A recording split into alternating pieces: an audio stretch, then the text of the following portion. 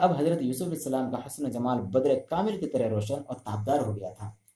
زلیخا خوشنودی یوسف کے لیے ہر وقت کوشاں رہتی تھی اور خود بھی پریشان رہتی تھی کہ ہر وقت کسی وقت کوئی بھی تکلیف ان کو نہ پہنچے، کوئی پریشانی ان کو نہ ہو، کسی قسم کی پرابلم نہ ہو ان کو۔ ہر وقت وہ ان کے لیے کوشاں رہتی تھی اور خود بھی زیب و زینت اور آرائش اور جمال کے ساتھ رہتی تھی تاکہ حضرت یوسف علیہ السلام کا دل ان کی طرف مائل ہو۔ لیکن باوجود ان سب ناز کے اور ان سب چیزوں کے حضرت یوسف علیہ السلام کا دل ان کی طرف مائل نہ ہوا، اور اس کی وجوہات بہت ساری تھی، بہت سارے وجوہات تھے۔ جناب یوسف علیہ السلام ابھی پوری طرح جوان نہ ہوئے تھے، زلیخا سے عمر میں بھی کافی چھوٹے تھے، اور دوسری وجہ یہ بھی تھی کہ کسی غیر عورت پر نظر ڈالنا شان پیغمبری کے خلاف تھا۔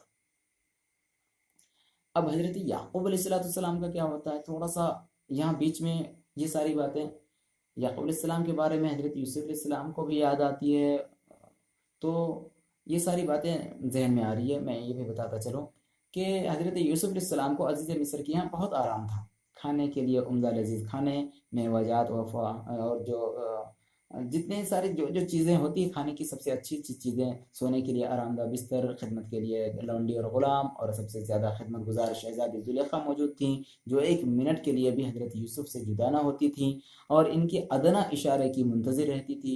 باوجود ان تمام اسباب عیش کے جناب یوسف علیہ السلام کو اپنے والد بزرگوار سیدنا حضرت یعقوب علیہ السلام کی جدائی کا بے حد غم تھا۔ ایک دن حضرت کیا کہتے ہیں، جب وہ ایک دن حضرت یعقوب علیہ السلام کی یاد میں حضرت یوسف علیہ السلام حد سے زیادہ بے چین ہو گئے، اور بہت زیادہ یاد آنے لگی، اور بے چینی نے ان کو گھیر لیا۔ تو زلیخا نے کہا آپ سیر و تفریح کو چلے جائیں اور اس طرح اپنا دل بہلائیں، یا مجھے بتائیں کہ وہ کون سا غم ہے جو ہر وقت آپ کو پریشان کیے رہتا ہے۔ چنانچہ یوسف علیہ السلام نے شیر و شکار کے لیے رضامندی ظاہر کر دی، اور زلیخا نے تھوڑی سی فوج کے ہمراہ جناب یوسف علیہ السلام کو صحرا میں سیر کرنے کے لیے روانہ کر دیا۔ ساتھ ہی سالار فوج کو تاکید کر دی کہ وہ یوسف علیہ السلام کی دلجوئی اور آرام کا پورا خیال رکھے۔ حضرت یوسف علیہ السلام جنگل میں شیر و شکار کرتے ہوئے اس راستے پر پہنچے جس پر شہر کنعان کے مسافر مصر میں آیا کرتے تھے۔ آپ کا یہاں آنے سے صرف یہ مقصد تھا کہ شاید کنعان سے آنے والے کسی مسافر کے ذریعے حضرت یعقوب علیہ السلام کے حالات معلوم ہو سکیں۔ ابھی آپ کو اس مقام پر کھڑے ہوئے کچھ ہی دیر ہوئی تھی کہ ایک شتر سوار، ایک اونٹ پر چلنے والا آدمی اونٹ کی سواری کرتا ہوا کنعان کی طرف سے آتا ہوا دکھائی دیا۔ جب وہ نزدیک پہنچا تو آپ نے اس سے روک کر دریافت کیا کہ اے عزیز برادر، تم کہاں سے آئے ہو؟ شتر سوار نے جواب دیا، یعنی اونٹ کی سواری کرتے ہوئے آنے والے شخص نے جواب دیا کہ شہر کنعان سے آ رہا ہوں اور بغرض تجارت مصر جا رہا ہوں۔ حضرت یوسف علیہ السلام نے اس شتر سوار سے پوچھا کہ تم حضرت یعقوب علیہ السلام سے واقف ہو؟ اس نے جواب دیا جی ہاں، میں ان کا پڑوسی ہوں۔ حضرت یوسف علیہ السلام نے اپنے والد بزرگوار کا حال دریافت کیا اور پوچھا کہ وہ کس حال میں ہے۔ اس شتر سوار نے، یعنی اس اونٹ والے نے عرض کیا کہ وہ بہت ضعیف ہو گئے ہیں، کمر جھک چکی ہے اور اپنے بیٹے یوسف علیہ السلام کی یاد میں ہر وقت بے چین رہتے ہیں۔ ان کی بینائی جاتی رہی اور گریہ وزاری کرتے رہتے ہیں، کوئی ایسا وقت نہیں کہ ان کی آنکھوں سے آنسو جاری نہ رہتے ہوں۔ حضرت یوسف علیہ السلام نے جب اپنے والد ماجد کے حالات سنے تو شدت سے بہت زیادہ غم میں ہو گئے اور بے ہوش ہو گئے۔ جب ذرا ہوش آیا تو خود کو سنبھال کر اپنے آپ کو سنبھالا، اور آپ نے اس شتر سوار سے پوچھا کہ تم مجھے پہچانتے ہو میں کون ہوں؟ اس نے کہا نہیں۔ آپ نے اپنے چہرے سے نقاب ہٹا دی اور کہا کہ تم غور سے میری صورت دیکھو، اور اگر پہچان لو تو میرا ایک کام ہے، اگر تم سے ہو سکے تو پلیز مہربانی کر کے ضرور کر دینا۔ اس نے کہا فرمائیے کیا کام ہے؟ حضرت یوسف علیہ السلام نے کہا کہ واپسی میں تم میرے والد ماجد حضرت یعقوب علیہ السلام کے پاس رات کے وقت جانا، جبکہ وہ مسجد میں عبادت کر رہے ہوں۔ ان کو علیحدہ بلا کر میرا سلام عرض کرنا اور کہنا کہ آپ کا لڑکا یوسف علیہ السلام بقید حیات ہے اور بہت اچھی طرح سے ہے، مگر آپ کی جدائی کا غم ہر وقت اسے تڑپاتا ہے۔ اگر زندگی رہی تو خدا ایک نہ ایک دن ہمیں ضرور ملا دے گا۔ اس شتر سوار نے، اس اونٹ والے نے وعدہ کر لیا کہ میں جب مصر سے واپس ہوں گا تو ضرور بنی اسرائیل کے محلے میں جاؤں گا اور آپ کے والد ماجد کو آپ کا پیغام پہنچا دوں گا۔ حضرت یوسف علیہ السلام رخصت ہو کر حضرت یوسف علیہ السلام رخصت ہو کر ادھر جانے لگے، اور وہ ستربان حضرت یوسف علیہ السلام سے رخصت ہو کر وہ مصر جا پہنچا، اور امور تجارت سے فراغت پا کر شہر کنعان کی طرف واپس روانہ ہو گیا۔ اسے حضرت یوسف علیہ السلام سے کیا ہوا وعدہ یاد تھا، چنانچہ ایک روز رات کے وقت وہ حضرت یعقوب علیہ السلام کے پاس اسی مسجد میں پہنچا جہاں حضرت یعقوب علیہ السلام عبادت کیا کرتے تھے، مگر اتفاقاً اسے دیر ہو گئی اور حضرت یعقوب علیہ السلام اپنے مکان پر جا چکے تھے۔ وہ اونٹ والا شتر سوار مکان پر پہنچا اور آواز دی۔ حضرت یعقوب علیہ السلام نے اسے اپنے پاس بلایا اور آنے کی وجہ پوچھی۔ اس نے عرض کیا کہ یا حضرت، میں بغرض تجارت مصر گیا تھا، وہاں مجھے ایک شہزادہ ملا جس کا نام یوسف ہے، اس نے آپ کو سلام عرض کیا ہے۔ اور پھر حضرت یوسف علیہ السلام کا پیغام منوان جس طرح سے حضرت یوسف علیہ السلام نے ان سے کہا تھا کہہ سنایا۔ حضرت یعقوب علیہ السلام نے حلیہ دریافت کیا کہ ان کی آؤٹ لکنگ کیا تھا، ان کا حلیہ کیا تھا، اور جب اس تاجر نے حلیہ جناب یوسف علیہ السلام کا بیان کیا تو حضرت کو یقین ہو گیا کہ ان کا بیٹا یوسف علیہ السلام زندہ ہے اور باقاعدہ حیات ہے۔ اس خوشخبری نے ان کے تن مردہ میں ازسرین و جان ڈال دی۔ انہوں نے اپنے پڑوسی کو بہت دعائیں دی اور کہا کہ جس طرح تم میری دنیا میں ہو، خدا تمہیں جنت میں بھی میرا پڑوسی بنائے۔ جب حضرت یعقوب علیہ السلام کا پڑوسی رخصت ہو گیا تو پھر آپ غریہ وزاری کرنے لگے، کیونکہ جدائی یوسف کا زخم پھر تازہ ہو گیا تھا۔ گریہ وزاری کرتے کرتے جب آپ تھک گئے تو بے ہوش ہو گئے، اور فرزندوں نے آپ کو لے جا کر اس حجرے میں لٹا دیا جس میں بیٹھ کر آپ حضرت یوسف علیہ السلام کی جدائی میں رویا کرتے تھے۔ ہوش آیا تو خیال کیا کہ یوسف علیہ السلام زندہ ہیں، مگر اس خیال کا آنا تھا کہ فوراً جبریل علیہ السلام وحی لے کر اور کہا، اللہ تبارک و تعالیٰ فرماتا ہے کہ اے یعقوب، تم صبر کرو اور ابھی اس راز کو کسی اور پر نہ کھولو، صبر کرو صبر کرو، اب یوسف علیہ السلام کا ذکر کبھی بھی زبان پر نہیں لانا، صبر کرو۔ آپ نے حضرت جبریل علیہ السلام سے وعدہ فرمایا کہ اب میں ہجر یوسف کی بات کبھی بھی نہیں کروں، میری کیا مجال کہ میں مرضی مولا کے خلاف کچھ کر سکوں۔ خیر، حضرت یعقوب علیہ السلام کی یہ رات حضرت یوسف علیہ السلام کو یاد کرتے اور روتے کٹ گئی۔ آخر شب میں آپ کی ذرا آنکھ لگی تو خواب میں دیکھا کہ حضرت یوسف علیہ السلام ان کی گود میں لیٹے ہیں اور بھائیوں کا ذکر کر رہے ہیں اور واقعات بیان کر رہے ہیں۔ حضرت یعقوب علیہ السلام انہیں سمجھا رہے ہیں اور تسلی دے رہے ہیں، اور بہت خوش ہیں کہ بیٹے کو دیکھ کر آنکھیں ٹھنڈی ہوئی۔ خوشی و مسرت کے عالم میں آپ کی آنکھ کھل گئی، آنکھ کھول کر دیکھا تو خود تھے، اور پھر وہی حجرہ تنہائی۔ آخرکار صبر اور شکر کر کے خاموش ہو گئے۔ اب شتر سوار کے رخصت ہو جانے کے بعد آپ پر والد ماجد کے حالات سننے کے بعد جو غشی کا دورہ پڑ گیا، نگراں بہت گھبرائے اور ہوش میں لانے کی کوشش کرنے لگے، اور جب آپ کو ہوش آیا تو وہ پوچھنے لگے کہ وہ شتر سوار کون تھا۔ اس نے اے یوسف، آپ سے ایسا کیا کہہ دیا، کیا بات تھی کہ آپ بے ہوش ہو گئے، جس کو سن کر آپ کے ہوش ہی اڑ گئے۔ آپ نے فرمایا کہ وہ میرے شہر کا آدمی تھا، میں نے اس سے اپنے والد ماجد کا حال پوچھا اور اپنا حال کہلوایا ہے۔ اس نے مجھے بتایا کہ میرے والد کو میری جدائی کا بہت غم ہے اور افسوس، وہ ہر وقت گریہ وزاری کرتے رہتے ہیں۔ بس میں ان کا احوال سن کر تاب نہ لا سکا اور بے ہوش ہو گیا۔ اس کے بعد خادمان یوسف انہیں واپس محل سرا میں لے گئے۔ شہزادی زلیخا نے حضرت یوسف علیہ السلام کو افسردہ و ملعون دیکھا اور غمگین دیکھا تو وہ بھی بے چین ہو گئی، اور وہ سوچنے لگی کہ یہ اس طرح کون سی ایسی بات ہو گئی کہ یہ غمزدہ ہے۔ انہوں نے بھی حضرت یوسف علیہ السلام کی دلجوئی کی، مگر آپ کی حالت میں کوئی تغیر نہ ہوا، اور آپ اسی حالت مایوسی میں اٹھے اور اپنے عبادت خانے میں چلے گئے۔ ایک بات دھیان میں رہے کہ حضرت یوسف علیہ السلام کو شہزادی زلیخا کے پاس رہتے ہوئے رفتہ رفتہ 7 سال کا عرصہ ہو گیا تھا، اور وہ اب پورے طور پر جوان ہو چکے تھے، مگر باوجود ان سب باتوں کے وہ یاد الہی سے کبھی غافل نہ ہوئے۔ انہوں نے اسی محل سرا میں اپنے لیے علیحدہ عبادت خانہ بنا رکھا تھا، اور اسی میں بیٹھ کر وہ عبادت کیا کرتے تھے۔ آپ علیہ السلام نے اسی عرصے میں بہت سی کنیزوں اور لونڈیوں کو اپنا ہم خیال بنا لیا تھا اور انہیں کلمہ توحید پڑھا چکے تھے۔ یہ بات شہزادی زلیخا کو بھی معلوم ہو چکی تھی کہ حضرت یوسف علیہ السلام خدائے واحد کے پرستار ہیں اور بت پرستی سے انہیں سخت نفرت ہے، مگر ان کی دل شکنی کے خیال سے چشم پوشی کرتی تھی، ان کو فیل نہیں ہونے دیتی تھی، ان کو احساس نہیں ہونے دیتی تھی کہ میں جانتی ہوں۔ یہی نہیں بلکہ انہوں نے ان لونڈیوں اور کنیزوں کو کئی بار انعام بھی دیا تھا جو حضرت یوسف علیہ السلام کی تحریک پر مسلمان ہو چکی تھی۔ حضرت یوسف علیہ السلام کے حسن بے پناہ کو دیکھ کر شہزادی زلیخا کی نیت اب گڑبڑ ہونے لگی تھی اور وہ چاہتی تھی کہ اگر موقع ملے تو حضرت یوسف علیہ السلام کے وصل سے خود کو اپنی خواہش کو پوری کریں۔ جناب یوسف علیہ السلام ان کی نظروں کو پہچان چکے تھے، اس لیے زیادہ محتاط رہنے لگے اور کبھی ایسا موقع نہ آنے دیتے۔ شہزادی زلیخا نے موقع بہت زیادہ کوشش کرتی رہتی تھی اور موقع دیکھتی رہتی تھی۔ شہزادی زلیخا نے موقع محن سے فائدہ اٹھانے کی کوشش بھی کی اور اظہار عشق کرنا چاہا، مگر حضرت یوسف علیہ السلام نے ہر بار اپنے ناموس کو داغدار ہونے سے بچا لیا۔ اب حضرت زلیخا سمجھ چکی تھی کہ اس طرح گوہر مراد حاصل ہونا سخت مشکل ہے، کوئی نہ کوئی ترکیب تو کرنی چاہیے۔ آخرکار زلیخا نے اپنی ایک خاص خادمہ جو ان کی ہمراز تھی اپنا مقصد بیان کیا۔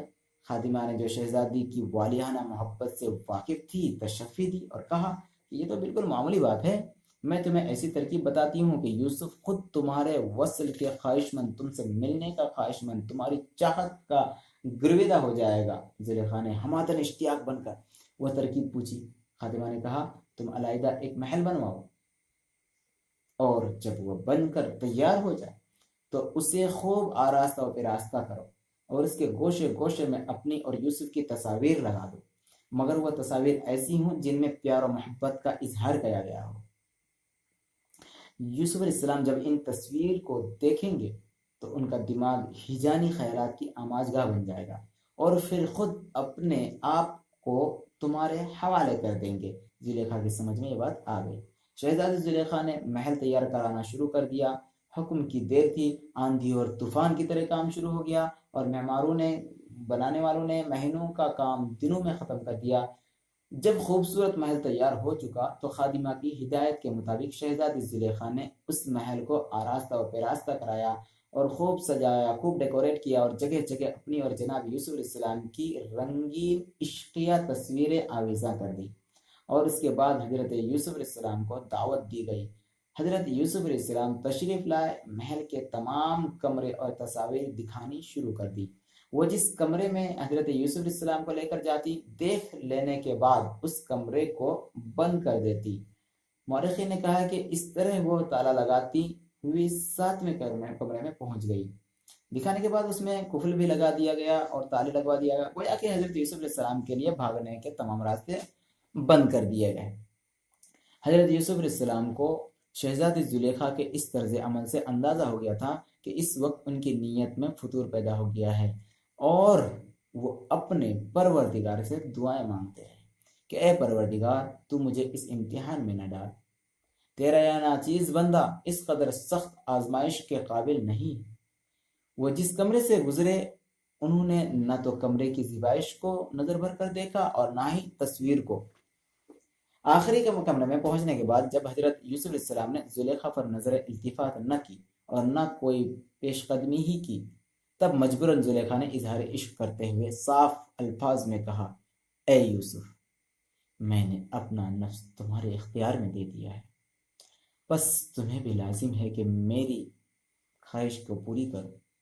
مجھے تمہاری اس وقت کی بے توجہی بہت غصہ آ رہا ہے، کیونکہ تم جانتے ہو کہ میں نے صرف تمہاری خاطر اپنی زندگی اور جوانی دونوں کو تباہ کر لیا ہے۔ حضرت یوسف علیہ السلام نے بھی صاف جواب دیا کہ اے زلیخا، تم اپنے اس ناپاک ارادے سے باز آ جاؤ۔ اگر تم اس ارادے کو چھوڑ دو گی تو اچھا ہے، کیونکہ جو تم نے سوچا ہے میں اس کی تکمیل کبھی نہیں کر سکتا۔ تم بادشاہ عزیز مصر کی بیوی ہو، لہٰذا تمہاری عصمت اس کی امانت ہے، اور امانت میں خیانت کرنا بھلے آدمیوں کا شیوا نہیں ہے۔ اس کے علاوہ وہ میرا آقا بھی ہے اور میں اس کا غلام ہوں۔ وہ مجھے آرام و آسائش سے رکھتا ہے اور ہر نعمت اس نے میرے لیے مہیا کی ہے، بس اس سے غداری کرنا مجھے کس طرح بھی زیب نہیں دیتا۔ اس کے علاوہ میں خدا سے ڈرتا ہوں، کیونکہ یہ فعل بہت برا ہے، یہ کام بہت برا ہے، اللہ کی مرضی میں بالکل بھی نہیں ہے اور اللہ کی مرضی کے خلاف اور بہت بڑا گناہ ہے۔ جب زلیخا نے دیکھا کہ حضرت یوسف علیہ السلام کسی طرح راضی نہیں ہوتے تو انہوں نے اپنی کمر سے خنجر نکالا اور کہا کہ اگر تم نے میرا کہا نہ مانا تو یہ خنجر میں اپنے سینے میں پیوست کر لوں گی اور عزیز مصر میرے خون کا بدلہ تم سے لے گا اور اس طرح دو جانیں ضائع ہو جائیں گی۔ جناب یوسف علیہ السلام نے فرمایا کہ اے زلیخا، مجھے اپنی اور تمہاری جان کی کوئی پرواہ نہیں، لیکن مجھ سے یہ نہیں ہو سکتا کہ میں خاندان نبوت کے دامن پر بدنما داغ لگاؤں اور حکم خداوندی سے انحراف کروں۔ جب زلیخا نے دیکھا کہ یوسف علیہ السلام کسی طرح راضی نہیں ہوتے تو دست درازی پر اتر آئیں اور چاہا کہ یوسف کو گلے لگا لیں، مگر یوسف علیہ السلام نے اس کا بھی موقع نہ دیا، اس وقت بھی انہوں نے موقع نہیں دیا۔ قرآن پاک میں جس طرح سے کہا گیا ہے كَذَلِكَ لِنَصْرِفَ عَنْهُ السُّوءَ وَالْفَحْشَاءَ إِنَّهُ مِنْ عِبَادِنَا الْمُخْلَصِينَ، قرآن پاک میں بھی اس کا ذکر کیا گیا ہے۔ حضرت یوسف علیہ السلام کو جب شہزادی زلیخا نے بہت تنگ کیا اور وہ اپنی جان تک دینے پر آمادہ ہو گئی تو آپ ایک لمحہ کے لیے خاموش ہو گئے۔ زلیخا نے سمجھا کہ راضی ہو گئے اور شاید حضرت یوسف علیہ السلام کا ہاتھ چھوڑ دیا تھا شاید، اور اسی کمرے کے ایک طاق میں رکھے ہوئے سونے کے بت کے منہ پر نقاب ڈال دی۔ حضرت یوسف علیہ السلام زلیخا کے اس فعل سے، اس عمل کو دیکھ کر سخت متعجب ہوئے اور پوچھا کہ زلیخا، اس بت کے منہ پر نقاب ڈالنے کی ضرورت تھی؟ زلیخا نے کہا ہاں اے یوسف، یہ میرا معبود ہے، میں اس کی عبادت کرتی ہوں، اس طرح کا فعل انجام دیتے ہوئے، اس طرح کا کام کرتے ہوئے مجھے اس کے سامنے شرم آئے گی۔ آپ نے فرمایا اے زلیخا، تمہیں اس پتھر کی بے جان مورتی کا اتنا خیال ہے، تم اس کے سامنے یہ بے حیائی کا کام کرنا نہیں چاہتی، مگر میرا معبود جو کہ معبود حقیقی ہے اور سارے جہان کا پالنے والا ہے اور جو علیم ہے، خبیر ہے، جو سمیع اور بصیر بھی ہے، سب کچھ ہے، جس پر ظاہر باطن سب کچھ آیا ہے، اس سے یہ بات کس طرح پوشیدہ رہ سکتی ہے؟ یہ سن کر زلیخا ہنسی اور یوسف علیہ السلام کے گلے میں ہاتھ ڈال دی۔ حضرت یوسف علیہ السلام نے گھبرا کر چھت کی طرف دیکھا اور اللہ سے مدد چاہی، نظر اٹھائی، جب ہی نظر اٹھائی تھی کہ آپ کو چھت کے قریب حضرت یعقوب علیہ السلام کا چہرہ مبارک نظر آیا۔ آپ نے دیکھا کہ حضرت یعقوب علیہ السلام کے چہرے پر پریشانی کے آثار نمایاں ہیں، وہ دانتوں میں انگلیاں دبائے فرما رہے ہیں کہ خبردار یوسف۔ حضرت یعقوب علیہ السلام کی طرف جب انہوں نے دیکھا تو دانتوں میں انگلی دبا کر کہہ رہے ہیں خبردار یوسف، قدم کو لغزش نہ ہونے پائے، یہ نبوت کے امتحان کا وقت ہے، خوف خدا کا خیال رکھنا اور ذرا ہوشیاری سے کام لینا۔ حضرت یوسف علیہ السلام اس صاف اور صریح نشانی کو دیکھ کر اپنے ارادے میں اور بھی پختہ ہو گئے۔ آپ نے سوچا کہ اب بھاگ کر جان بچانی چاہیے اور پھر نکلنے کی کوشش کرنے لگے اور پھرتی سے نکل گئے، بھاگنے کے لیے جان بچا کر بھاگنا شروع کیا۔ جب آپ چاروں طرف نظر دوڑائی تو کیا دیکھتے ہیں کہ جہاں جہاں بھی وہ شرمناک تصویریں ٹنگی ہوئی تھیں، بیان کیا جاتا ہے کہ ان سب پر اس طرح کی تحریریں اور کئی ہدایات تھیں، جیسا کہ ایسے خبردار زنا کے قریب مت جانا کہ یہ بے حیائی کی نشانی ہے۔ کسی تصویر میں تھا کہ خدا فرماتا ہے ہم نے تمہارے حساب و کتاب کے لیے 2 نگہبان مقرر کر دیے ہیں جن کا نام کرامن کاتبین ہے اور جو تمہارے اعمال و افعال کو ہر وقت لکھتے رہتے ہیں۔ کسی اور میں تھا اس دن سے ڈرو جس دن تمہیں اپنے پروردگار کی حضوری میں کھڑا ہونا ہے اور حساب و کتاب دینا ہے۔ چوتھی تصویر پر لکھا تھا مجھ سے کوئی خائن آنکھ، یعنی امانت میں خیانت کرنے والی آنکھ چھپی ہوئی نہیں ہے اور میں سب کے دل کی باتیں جانتا ہوں۔ نیچے فرش پر تھا میں سب کچھ دیکھ رہا ہوں اور سب کچھ سن رہا ہوں۔ اللہ تعالیٰ خود فرماتا ہے کہ ہم نے ان نشانیوں سے یوسف کو ثابت قدم رکھا اور تمام برائیوں سے بچا لیا اور بے حیائی والی بات تک نہ آنے دی، کیونکہ یوسف علیہ السلام ہمارے برگزیدہ بندے تھے، وہ بچ کر نکل گئے اور بڑے سخت امتحان میں ثابت قدم اور پورے اترے۔ حضرت یوسف علیہ السلام جب اللہ کی یہ نشانیاں دیکھ لیں تو اس کمرے میں ایک لمحہ بھی ٹھہرنا ان کے لیے حرام ہو گیا۔ اب